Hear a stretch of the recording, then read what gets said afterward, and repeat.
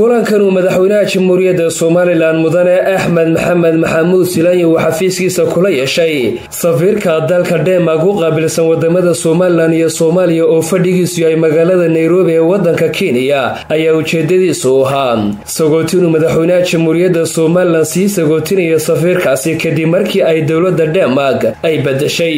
madaxweynaha jamhuuriyadda Soomaaliland ayaa safiirkaasi uga mahadceliyay sidii fiicneed ula soo shaqeeyay Soomaaliland waxaanu soo jeediyay in meel kasta oo dawladdiisa Denmark ay u badasho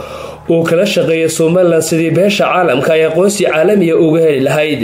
isla markaana uga dhaadhicin lahaa sooyaalka taariikheed ee Soomaaliland maadaama muddo dheer uu Soomaaliland la shaqeynayay markii shirkaasi dhamaaday waxaa si wada jiray warbaahinta ula hadlay wasiirka wasaaradda arrimaha dibadda ee Soomaaliland iyo safiirkaasi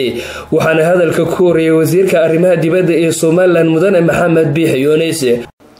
safiirku inaad nala shaqeeyay waxtar weyn buu Soomaaliland u geysay maanta maalintii ugu dambeysay waa la bedelay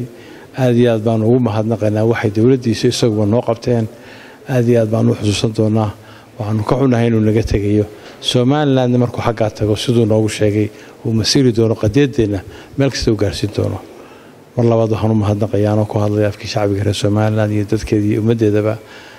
hawsha culus uu ninkan wasiir safiirkii noo qabtay Ambassador Greg Anderson ayaa madaxweynaha iyo shacabka Soomaaliland ugu hambaliyay bisha barakeysan ee Ramadaan ee lagu jiro 10kii ugu horeeyay. We just had a very nice conversation with His Excellency the President. But first of all, let me wish all the people of Somaliland a good Ramadan. I know it's a time of reflection, it's a time of peace where you are spending time together with your families. I would like to thank His Excellency the Minister of Foreign Affairs for the excellent cooperation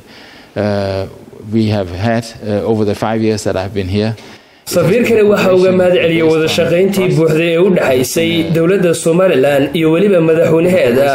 waxaan uga mahadceliyay madaxweynaha jamhuuriyadda Soomaaliland wada shaqeyntii fiicneed ee u dhaxaysay Greg Anderson waxa kale oo uu sheegay inuu aad ugu faraxsan yahay in maanta uu sii sokootiyay madaxweynaha Soomaaliland iyo waliba shacabkiisa